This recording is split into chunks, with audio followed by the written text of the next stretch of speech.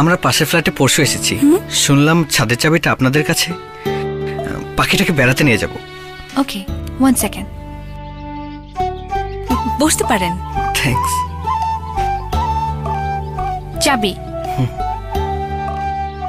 কি পাখি? ময়না, ক্লাস 2-তে পড়ে। 2? কথা শেখাচ্ছি তো, পুরো সেন্টেন্স বলতে পারলেই 3-তে উঠবে। চা খাবেন? হ্যাঁ।